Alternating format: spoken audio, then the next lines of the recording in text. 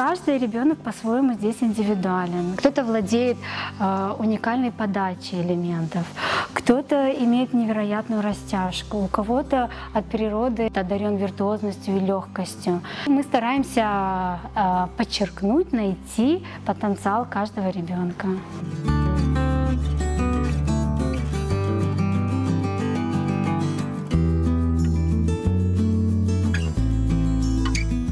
Мы изначально стремились к этому, чтобы наша студия танца могла предоставить детям универсальность. То есть ребенок мог заниматься и народным танцем, одновременно посещать современную хореографию, заниматься классическим танцем, гимнастикой.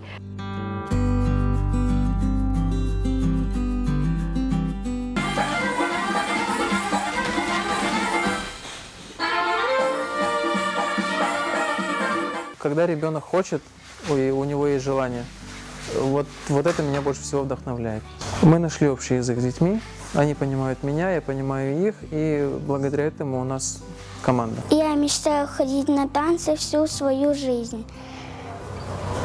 Но бабака сказала, надо закругляться, а я говорю, не хочу я закругляться с танцами, мне нравится выступать. Я мечтаю стать великой артисткой.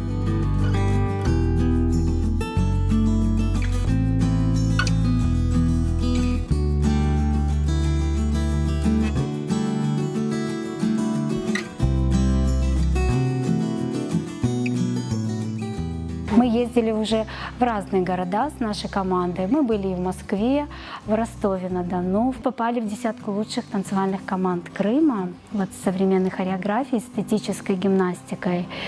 И стараемся держать этот рейтинг.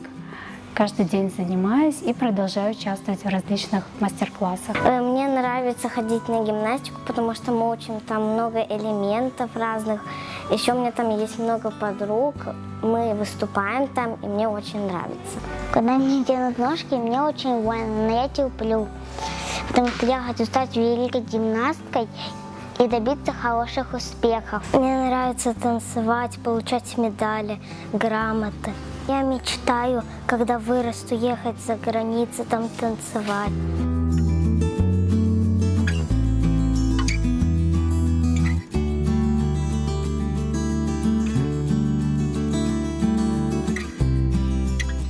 Кто-то из детей может раскрыться за 5 месяцев, кто-то может за 7 месяцев, а кому-то нужно 2 года.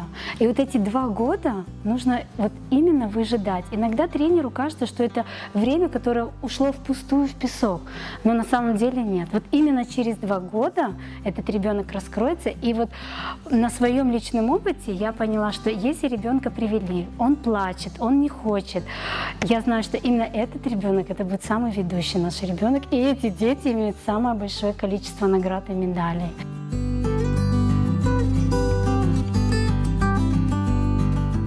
Я считаю, что нужно всегда верить в себя, в первую очередь. Это уже 1/3 успеха. Ребенка нужно всегда поддержать, родителя поддержать. Но, если честно, я сама всегда в это верю, что даже если очень тяжело, нужно всегда верить в то, что вот закрылась одна дверь. Есть еще другая, есть еще третья. Нужно стараться верить в лучшее и никогда не унывать. И все получится.